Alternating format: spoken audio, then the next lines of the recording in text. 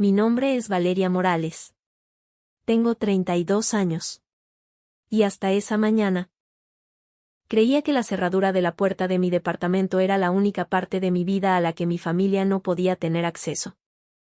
Vivía sola en un edificio inteligente en Santa Fe, en la Ciudad de México. Trabajaba largas horas como analista de riesgos de ciberseguridad para una empresa fintech y mantenía mi hogar en silencio a propósito. Sin juguetes en el piso. Sin habitaciones de huéspedes esperando la emergencia de alguien más.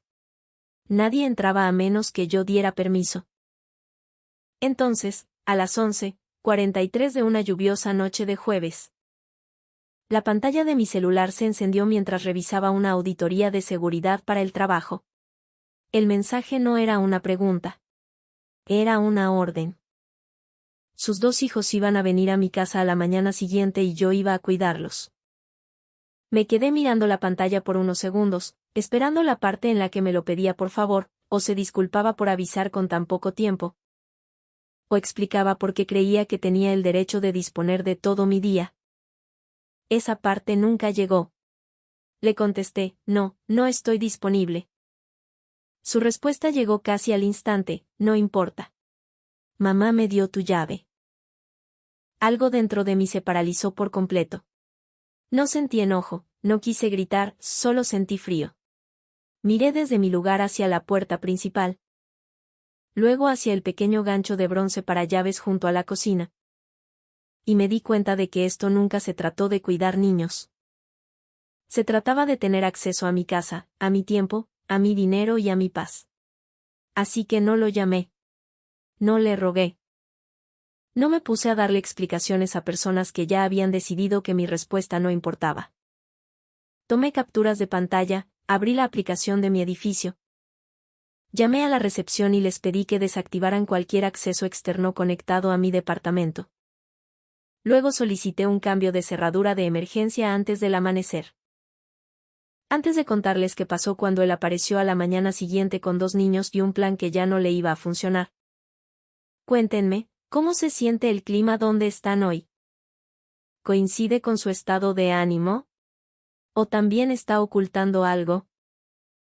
Yo solía pensar que la independencia significaba pagar mi propia renta, comprar mi propia despensa y no necesitar que nadie me rescatara cuando la vida se ponía difícil. Pero en mi familia, la independencia se había transformado lentamente en otra cosa. Significaba que yo estaba disponible. Significaba que a mí me sobraba. Significaba que cada vez que alguien más tomaba una mala decisión, mi cuenta bancaria se convertía en la salida de emergencia. Vivía en la zona de Santa Fe, en un edificio de departamentos de cristal lleno de gente que trabajaba demasiado y dormía muy poco. Mi departamento era pequeño pero caro, con una cerradura inteligente.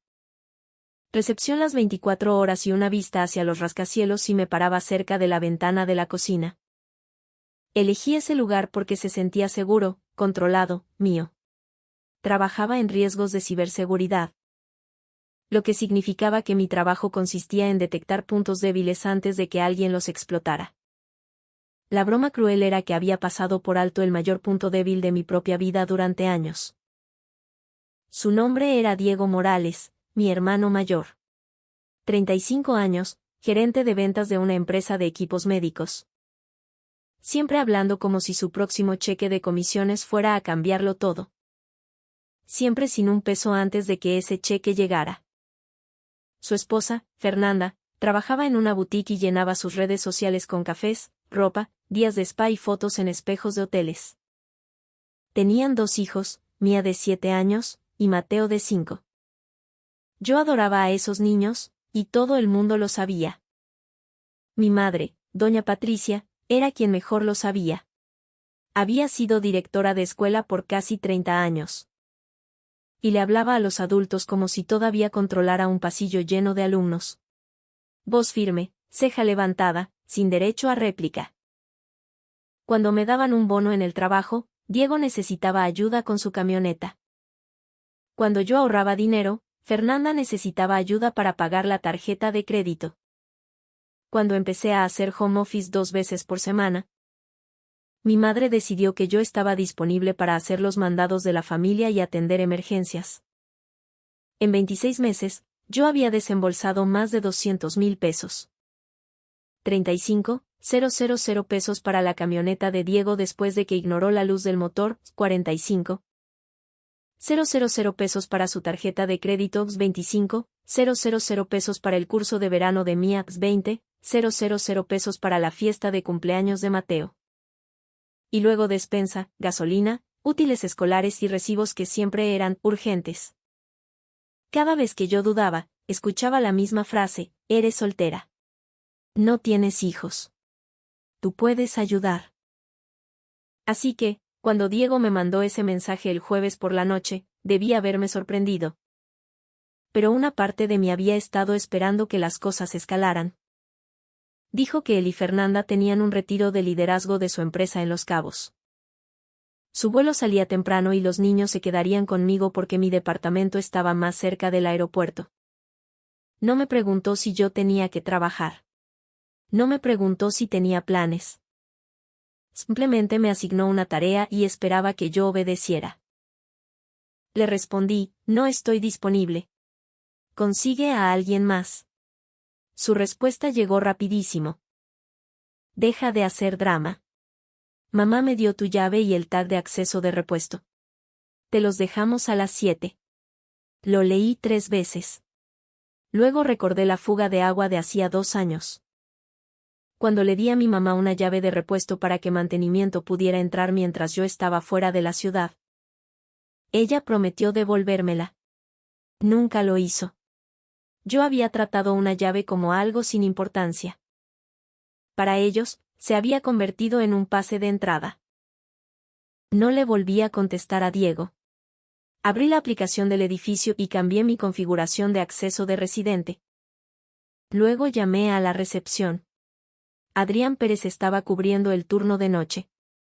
Cuando contestó, le di mi nombre, el número de mi departamento y le dije que un familiar no autorizado tenía una llave y podría intentar entrar con 2 menores. Al instante, su voz se volvió muy profesional.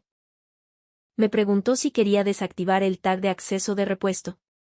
Le dije que sí. Me preguntó si debía eliminar a mi familia de mi lista de visitas aprobadas. Le dije que sí. Luego solicité un cambio de cerradura de emergencia antes de la mañana. Mantenimiento podía reprogramar la cerradura inteligente en menos de 1 hora. Le dije que me cobraran lo que costara. Después de colgar, tomé capturas de pantalla de cada mensaje, le envié un correo al administrador del edificio. Descargué mi registro de llamadas y creé una carpeta en mi computadora llamada Incidente de Límites Familiares. Diego creía que tenía mi llave. No tenía idea de que, por fin, yo estaba recuperando el control de mi puerta. Para la medianoche, mi departamento se veía tranquilo desde afuera. La lluvia golpeaba las ventanas. Una taza de té descansaba intacta sobre mi escritorio. Mi laptop del trabajo todavía mostraba el reporte de auditoría que debía entregar a la mañana siguiente. Pero mi laptop personal se había convertido en el centro de algo mucho más grande. Abrí un documento en blanco y lo titulé Cronología de acceso no autorizado. Se sintió extremo por un segundo, hasta que volví a ver el mensaje de Diego. Mamá me dio tu llave. Te los dejamos a las 7. Eso no era una petición. Era un plan construido sobre la invasión a mi hogar. Así que empecé a escribir todo. 11:43 de la noche, Diego me informa que me dejará a sus hijos en mi departamento. 11:46 de la noche, me niego y declaro que no estoy disponible. 11:48 de la noche, Diego declara que nuestra madre le dio mi llave y el tag del edificio. 11:55 de la noche, llamo a recepción y reporto el intento de acceso no autorizado. 12:07 de la mañana, el edificio desactiva el tag. 12:22 de la mañana, mantenimiento de emergencia reprograma la cerradura inteligente. Mientras más escribía, más firme me sentía. La documentación no lloraba. A la documentación no se le podía manipular con culpa. A la documentación no le importaba si mi madre levantaba la voz. Luego, abrí mi historial bancario. Busqué el nombre de Diego, luego el de Fernanda, luego el de mi mamá. Transferencia tras transferencia fueron apareciendo. Cada una atada a una historia que yo había creído lo suficiente como para mandar dinero. Exporté todo a un archivo de Excel y agregué notas junto a cada pago. Reparación de camioneta, emergencia de tarjeta de crédito, curso de verano, fiesta de cumpleaños, despensa, dentista, útiles escolares. Iba a la mitad de etiquetar las transacciones cuando sonó mi celular. Mamá. Inicié una grabación de voz en mi tablet y contesté en altavoz. No dijo hola. Dijo, ¿qué le hiciste al acceso del edificio? Su voz era cortante, como si yo le hubiera robado algo. Le dije, quité el acceso no autorizado a mi departamento. Me gritó que Diego era mi hermano, no un extraño. Le respondí que un hermano también puede ser una persona no autorizada. Eso la enfureció. Dijo que 2 niños contaban conmigo. Que Fernanda estaba exhausta. Que Diego tenía un retiro de trabajo importantísimo. Y que yo estaba convirtiendo un simple favor en un drama legal. Me quedé callada. Había aprendido que si dejaba que mi madre hablara el tiempo suficiente, eventualmente decía la parte que debió haber ocultado. Y lo hizo. Me dijo que lo habían planeado de esta manera porque sabían que yo diría que no si me lo pedían con tiempo. Dijo que le dio la llave a Diego porque yo siempre me resistía al principio. Pero terminaba cediendo una vez que los niños estaban de por medio. Miré el temporizador de la grabación y sentí un hueco en el estómago.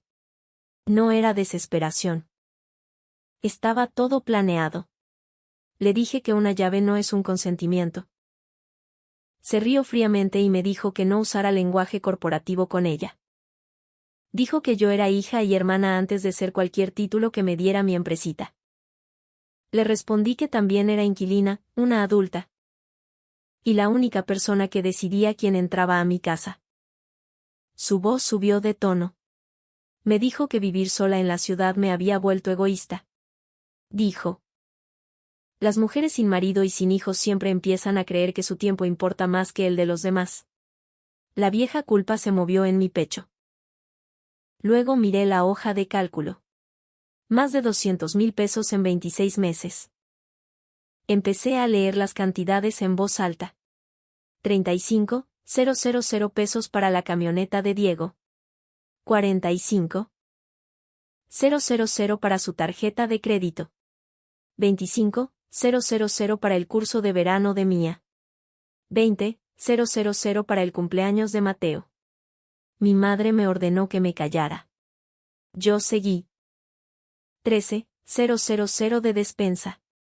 7,500 para un depósito de hotel que Fernanda nunca me pagó. 11,000 de un recibo de luz atrasado. Mi madre gritó mi nombre. Le dije, no te estoy atacando. Estoy siendo precisa. Ella respondió, el dinero no era el punto. Yo le contesté que el dinero siempre era el punto cuando necesitaban el mío. Entonces me dijo, si no abres esa puerta mañana, no me vuelvas a llamar madre. Por un momento, el departamento quedó en silencio. Creí que eso me rompería. En lugar de eso, me aclaró todo. Le dije, si ser tu hija significa entregar mi casa, mi dinero y mi derecho a decir no, entonces ya no me alcanza para pagar ese papel. Me llamó cruel. Le di las buenas noches y colgué. Me temblaban las manos, pero no lloré. Guardé la grabación, exporté el Excel como un PDF y adjunté todo en un correo para mi papá, Gerardo. Él siempre había sido el callado, escondido detrás de la televisión, el periódico y la voz de mi mamá. Escribí una sola oración, papá. Quiero que veas lo que realmente pasó antes de que alguien te diga a quién culpar. Y le di a enviar. 5 minutos después, aparecía como leído. No respondió. De alguna manera, eso dolió más que los gritos de mi mamá. Pero también me dijo algo que necesitaba aceptar. El silencio puede ser una elección. Y su silencio había ayudado a construir todo esto. ¿Alguna vez te has sentido exhausto porque tu propia familia trataba el amor como una chequera ilimitada? Esa noche finalmente entendí que el amor sin respeto no es amor. Es control disfrazado de apellido. Dormí quizá 90 minutos. A las 6:15 de la mañana, me rendí y me vestí con unos jeans negros, un suéter gris y el abrigo que usaba cuando quería verme tranquila. A las 6:40, estaba sentada en una cafetería cruzando la calle de mi edificio, con mi laptop abierta y sin que nada en la pantalla tuviera sentido. Mi auditoría estaba terminada. La había enviado a las 4:30 de la mañana. Mi cuerpo estaba cansado, pero mi mente se sentía dolorosamente alerta. A las 6:58, la app del edificio me mandó una notificación. Alguien había intentado acceder con un tag desactivado. Una vez, luego otra, luego una tercera. Mi café de repente supo a metal. Apareció un mensaje de Adrián de recepción: ya están aquí. Miré por la ventana y vi la camioneta oscura de Diego estacionada en la banqueta. La cajuela estaba abierta. 2 maletitas con rueditas estaban sobre la acera, una rosa, una azul. Mía estaba junto a ellas abrazando un conejo de peluche. Mateo llevaba una mochila de dinosaurio casi tan grande como su cuerpo. Fernanda llevaba ropa de aeropuerto, tenis blancos, un abrigo crema, y lentes de sol en la cabeza, aunque el cielo estaba gris. Diego estaba picando el interfón como si presionar más fuerte fuera a hacer que le obedeciera. Entonces, mi mamá se bajó del asiento del copiloto. Por supuesto que estaba ahí. Doña Patricia nunca se perdía una función donde ella esperaba ser el juez. Los vi entrar al lobby después de que otro residente saliera. Adrián ya se había movido cerca de los elevadores. Podía ver su postura a través del cristal, educado, firme, bloqueando el paso sin tocar a nadie. Diego levantó una llave. Fernanda no dejaba de revisar su celular. Mi mamá señaló hacia los elevadores como si fuera la dueña del edificio. Y entonces, una patrulla se estacionó detrás de la camioneta de Diego. Sin sirenas, sin drama, solo 2 oficiales bajándose bajo la lluvia. Me flaquearon las rodillas debajo de la mesa. Adrián me había dicho que la administración podría llamar a la línea de no emergencias y mi familia. Intentaba entrar con niños después de que se les negara el acceso. Aún así, ver a la policía hizo que todo fuera muy real. Cerré mi laptop y crucé la calle. Usé la entrada lateral y entré al lobby cerca del cuarto de paquetería. Diego me vio primero. Su cara pasó del enojo al alivio por medio segundo. Como si todavía creyera que mi aparición significaba que me había rendido. Luego vio que no estaba corriendo hacia los niños. No me estaba disculpando. No estaba agarrando las maletas. Su alivio desapareció. Ahí estás, dijo en voz alta. Dile a este tipo que nos deje subir. Miré a Adrián. Me preguntó, ¿autoriza usted que estas visitas ingresen a su departamento? Le respondí, no. Fernanda hizo un sonido como si la hubiera cacheteado. Diego dio un paso al frente. Valeria, ya para con esto. Tenemos un vuelo. Le dije. Lo sé. Por eso no debieron haber armado su plan de viaje basándose en mi consentimiento sin haberlo pedido. Uno de los oficiales, el oficial Ramírez, preguntó quién había aceptado asumir la responsabilidad de los menores. Diego dijo, ella es su tía. El oficial Ramírez ni parpadeó. Eso no fue lo que le pregunté. Fernanda dijo que se sobreentendía. Saqué mi celular y le mostré al oficial mi respuesta. No, no estoy disponible. Luego le mostré la respuesta de Diego. No importa. Mamá me dio tu llave. El oficial Ramírez lo leyó 2 veces. El segundo oficial, el oficial Cruz, le preguntó a Diego si había intentado usar una llave para acceder a mi departamento después de que yo me negara a cuidar a los niños. Diego dijo, no es así. Mi madre dio un paso al frente y dijo, esto es un malentendido familiar. El oficial Cruz le dijo que los malentendidos familiares no le daban derecho a nadie a entrar a una residencia privada. La cara de mi madre se tensó. Se volteó hacia mí y dijo, nos estás humillando. Yo le respondí, no, ustedes planearon usar mi casa sin permiso. Yo me estoy negando a ocultarlo. Mateo empezó a llorar. No muy fuerte, solo pequeños sollozos de cansancio. Eso casi me rompe. Me agaché a unos metros de distancia y le dije suavemente, oye, mi amor, no estás regañado. Nada de esto es tu culpa. Diego explotó, no le hables como si te importara. Me puse de pie. El oficial Ramírez le ordenó que bajara la voz. Fernanda susurró que iban a perder el abordaje.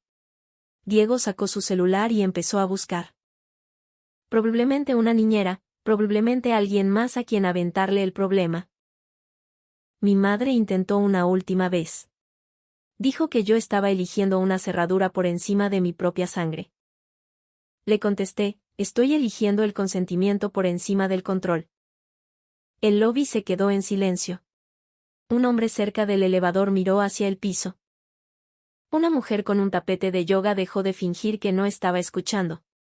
Adrián imprimió un documento y explicó que, debido al intento de entrada no autorizada y al disturbio, Diego, Fernanda y Patricia serían eliminados de mis permisos de visita.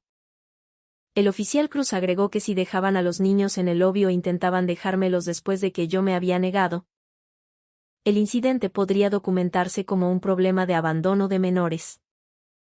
Fernanda palideció. Ese fue el momento en que el poder cambió de manos.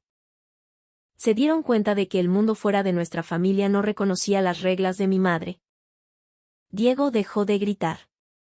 Fernanda empezó a llamar a servicios de niñeras de emergencia. Mi madre me miró con una rabia helada y me dijo, tú no eres mi hija. Debí haber llorado. En lugar de eso le dije, entonces deja de intentar usar mi casa como si lo fuera.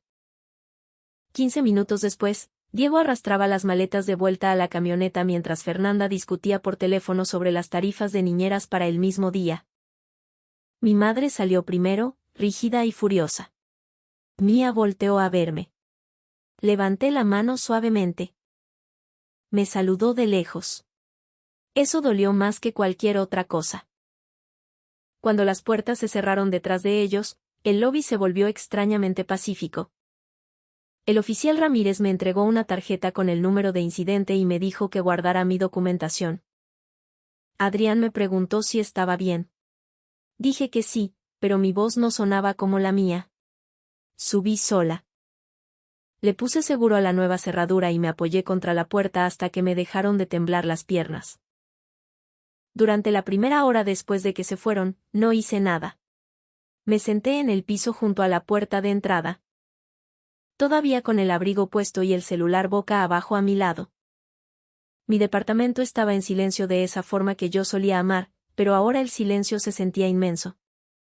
Seguía viendo la mochila de Mateo, el saludo de Mía, la cara pálida de Fernanda cuando el oficial mencionó lo del abandono de menores, y la expresión de mi madre cuando se dio cuenta de que yo no iba a ceder. Entonces mi celular empezó a vibrar. Diego, Fernanda, mi mamá, Diego otra vez. Luego llegaron los mensajes.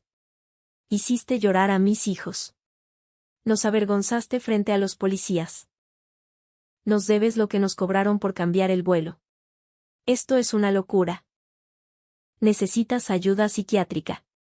Silencié la conversación sin abrir la mayoría de ellos. A las 10:30 me bañé.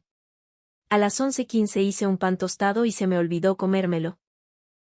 Al mediodía, me quedé mirando una invitación a una junta de trabajo hasta que expiró. Y luego, poco después de la 1:12 de la noche, mi prima Isabel me mandó una captura de pantalla con una sola frase, por favor dime que esto no es de hoy. Era una historia de Instagram de Fernanda. Una alberca azul, palmeras, 2 cócteles, una pulsera de resorte en su muñeca. La ubicación decía Los Cabos. El texto decía, finalmente eligiendo la paz. Me quedé mirándolo hasta que empecé a reírme. No fue una risa feliz. Fue el sonido que hace el cuerpo cuando la mentira se vuelve demasiado obvia como para seguir doliendo de la misma manera. ¿Habían alcanzado el vuelo o lo habían cambiado? De cualquier forma, el mundo no se había acabado. Los niños no habían sido abandonados por el destino. Diego y Fernanda habían encontrado una solución en el instante en que la ley les dijo que yo no era una. Una hora después, Fernanda publicó otra historia desde el balcón de un hotel. Su mano entrelazada con la de Diego, el océano de fondo, con la leyenda, un reinicio muy necesario. Le tomé captura a todo. A las 4 de la tarde, mi madre publicó en Facebook. No mencionó mi nombre, pero no hacía falta. Algunos padres dan todo por sus hijos y aún así son castigados con crueldad. Oren por una madre con el corazón roto hoy. Los comentarios llegaron rápido. La gente la llamaba fuerte. La gente decía que los hijos adultos eran unos egoístas. Durante unos 30 segundos, casi comento algo. Luego me detuve. Mi mamá quería una pelea emocional pública. Ella era buena para eso. Yo era buena para las evidencias. Así que abrí mi carpeta. Agregué el número de incidente de la policía. Las historias del resort de Fernanda, los mensajes de Diego. La grabación de mi mamá y el historial de transferencias bancarias. Luego escribí un solo mensaje, muy tranquilo, y lo mandé al grupo de WhatsApp de la familia. Donde estaban mi tía Elena, mi tío Roberto, mi prima Isabel, mi papá y el primo mayor de mi mamá, Marcos. El mensaje decía: es posible que escuchen que abandoné a mis sobrinos esta mañana. Eso no es cierto. Se me informó, no se me preguntó, que iba a ser su niñera. Me negué por escrito. Mi madre le dio a Diego una vieja llave de mi departamento sin mi consentimiento. Intentaron entrar de todos modos. La seguridad del edificio y la policía estuvieron presentes por el problema del acceso no autorizado.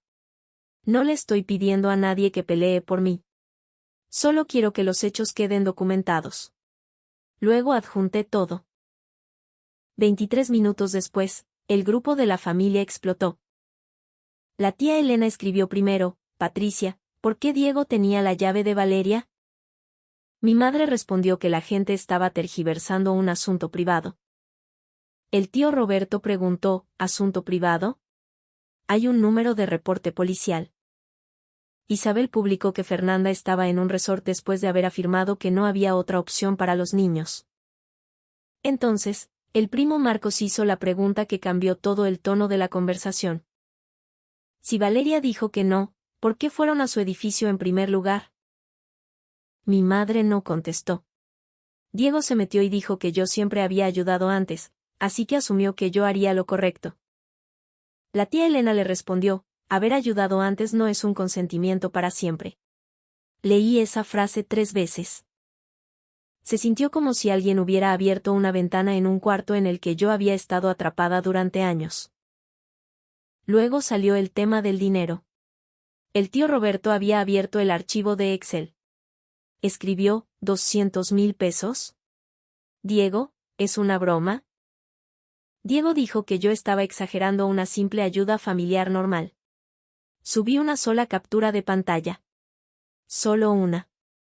La transferencia por 45,000 pesos. Con el mensaje de Diego arriba diciendo que me los pagaría en 2 semanas. Nunca lo hizo. El chat se quedó en silencio. Entonces, mi papá escribió: Valeria dijo que no. Ahí debió haber terminado todo. Me quedé mirando esas palabras hasta que se me nublaron los ojos. No fue un gran discurso. No borraba años de silencio. Pero era la primera vez que contradecía a mi mamá frente a toda la familia. Mi madre se salió del grupo. Fernanda borró su historia del resort, pero Isabel ya la había guardado. Diego me mandó un mensaje privado: espero que estés orgullosa de ti misma. No le respondí. Orgullo no era el sentimiento. Alivio se acercaba más. Y también duelo. Cuando una familia se divide en bandos, ¿elegirías la verdad incómoda o la paz falsa? Ese día aprendí que la paz falsa es carísima.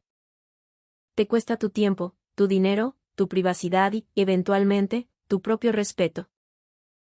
Lo primero que cancelé fue la transferencia automática a mi mamá.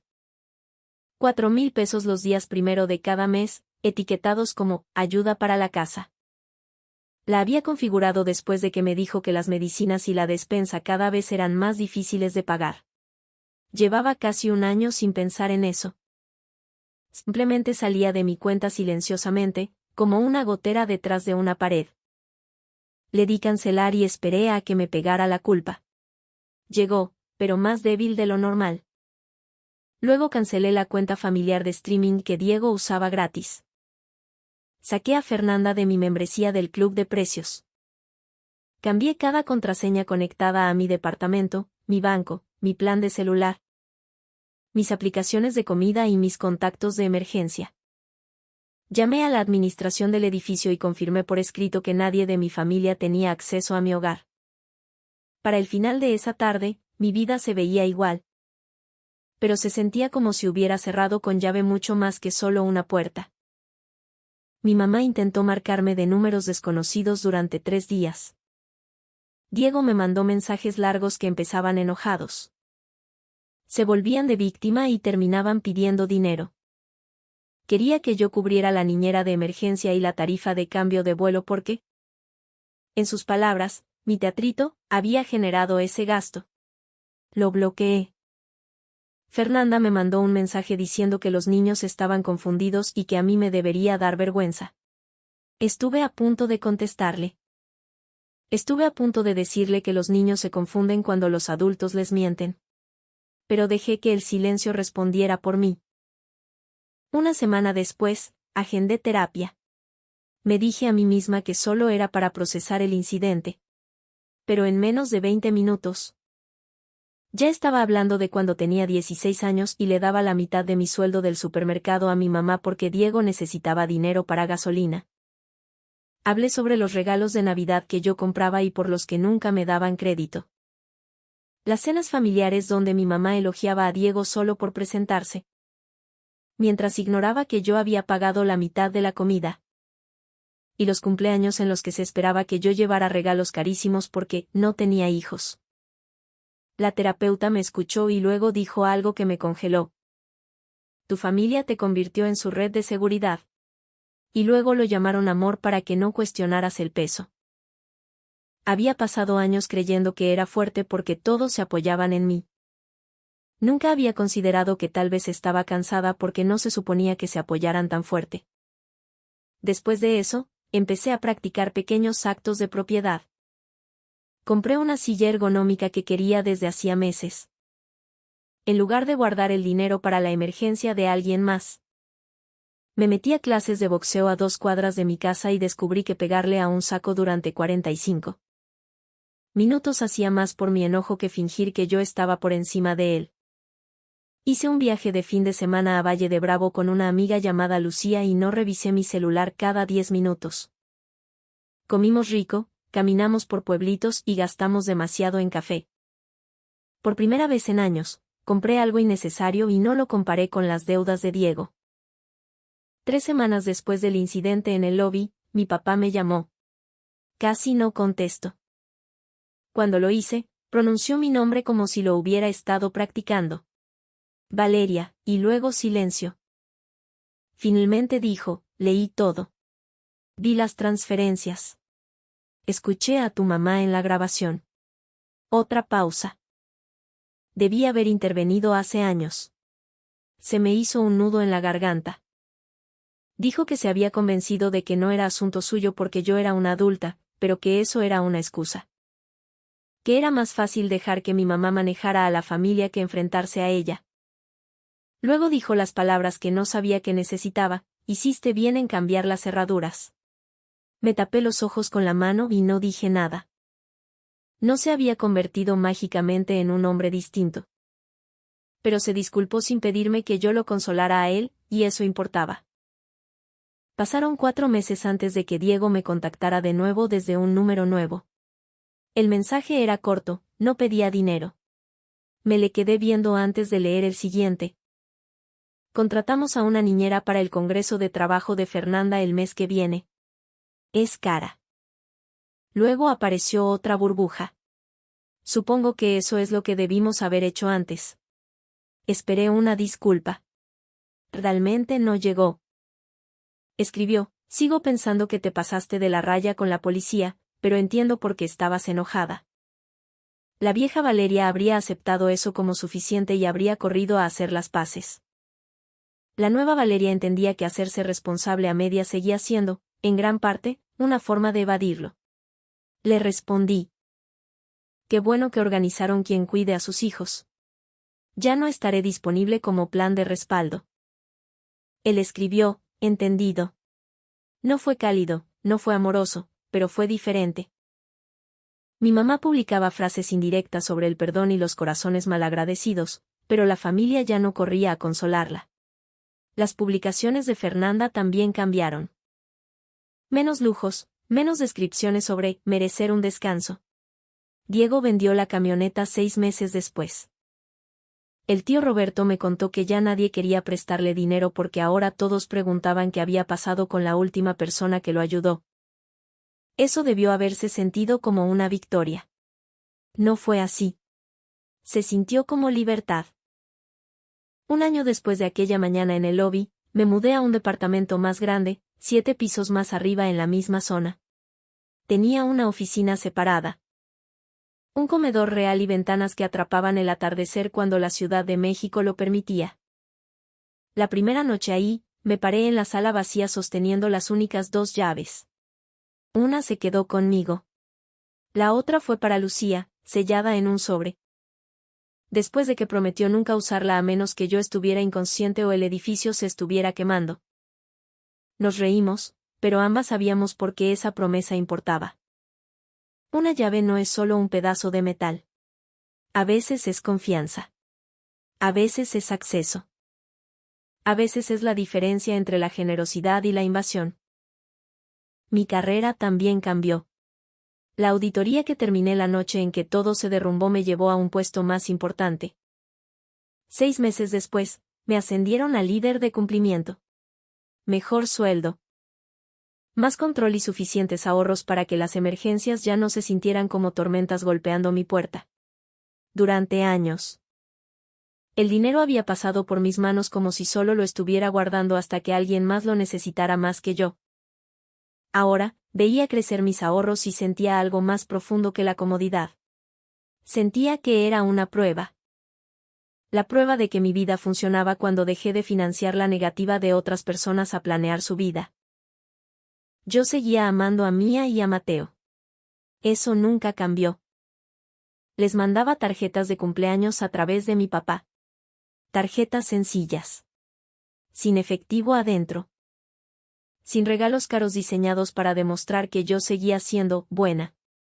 Solo tarjetas. Solo amor sin sumisión. Diego y Fernanda se adaptaron porque no les quedó de otra. Contrataron niñeras. Hicieron presupuestos. Vendieron la camioneta y compraron algo usado. Fernanda tomó más horas en la boutique y dejó de publicar cada comida en restaurantes como si fuera un logro. Diego se volvió más callado en las reuniones familiares. No humilde, exactamente, pero menos seguro de que todos le iban a aplaudir cuando se quejara. Mi mamá fue la que menos cambió. Seguía publicando sobre la lealtad y los valores de la familia. Seguía creyendo que el perdón significaba que todos regresaran a los roles que ella prefería. Pero la gente la escuchaba de forma diferente ahora. Esa era una de las consecuencias que ella más odiaba. Su voz todavía tenía poder, simplemente ya no era un poder automático. La siguiente vez que los vi a todos fue en la boda de un primo en Cuernavaca. Llegué sola, en un vestido azul marino. Y por primera vez, esa palabra no se sintió como una acusación. Se sintió pacífica. En la recepción, me senté con unos primos que me preguntaron sobre mi trabajo, mi nuevo departamento, mis clases de boxeo y mi viaje a Valle de Bravo. Nadie me preguntó por qué no había cuidado a los niños. Nadie me preguntó cuándo iba a arreglar las cosas. La verdad ya había hecho su trabajo. Durante el cóctel, vi a mi mamá cerca de la mesa de postres. Se veía más grande. Aunque tal vez era porque ya no la veía como la persona que decidía el tamaño de la habitación. Nuestras miradas se cruzaron. Ella apartó la vista primero. Más tarde, Diego se me acercó en el pasillo. Fernanda se quedó detrás de él, agarrando a Mateo de la mano, mientras Mía se recargaba a su lado, viéndose con sueño. Diego se aclaró la garganta y dijo, «Los niños te extrañaron». Los miré y sonreí. «Yo también los extraño», le dije. Mía me saludó con la mano. Mateo se escondió detrás del abrigo de Fernanda. Diego se movió un poco y dijo que estaban bien. Que las niñeras eran caras, pero que estaban resolviéndolo. Le dije, «Qué bueno». Y lo decía en serio. Luego me dijo, «No debí haberlos llevado a tu edificio esa mañana». No fue una disculpa completa por los años de dinero, los privilegios, la llave, las amenazas. O la forma en que dejó que nuestra madre me convirtiera en la villana. Pero era una oración verdadera. Y a veces, una sola oración verdadera es el lugar donde empieza la responsabilidad. Le contesté, «No, no debiste». Él asintió. Sin discutir, sin hacer un show, solo un asentimiento. Eso fue suficiente por el momento. Casi al final de la noche, mi papá me acompañó a mi coche. Antes de que me subiera, me dijo, «Te ves más ligera». Sonreí porque era verdad. Me dijo que estaba orgulloso de mí, no por el ascenso, no por el departamento, sino por haberme defendido y haberme mantenido firme cuando llegó la culpa.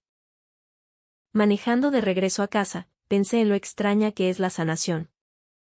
No siempre se ve como si todos se pidieran perdón y se sentaran alrededor de la misma mesa otra vez. A veces, la sanación se ve como distancia. A veces se ve como un celular silencioso. A veces se ve como gastar tu propio dinero en tu propia vida sin pedirle permiso invisible a las personas que te entrenaron para sentirte egoísta. No destruí a mi familia. No castigué a unos niños. No me volví cruel. Simplemente dejé de confundir el amor con el acceso ilimitado. Esa es la lección que ojalá alguien me hubiera enseñado antes. La familia no es una excusa para usar a alguien. Ayudar a los demás es valioso, pero solo cuando se da libremente, no cuando se extrae a través de la culpa. Los límites no son egoístas. Son una forma de respeto propio. Y el respeto propio le enseña a todos a tu alrededor cómo se supone que funciona la responsabilidad. El amor debería crear seguridad, no deudas. La verdad más educativa que aprendí es que rescatar a las personas de cada consecuencia puede impedirles crecer. A veces. Lo más amable que puedes hacer por ti mismo y por ellos es decir no. Dar un paso atrás y dejar que los adultos carguen con el peso de sus propias elecciones. Hoy, cuando miro hacia atrás, me doy cuenta de que cambiar la cerradura no solo protegió mi departamento. Cambió toda mi vida.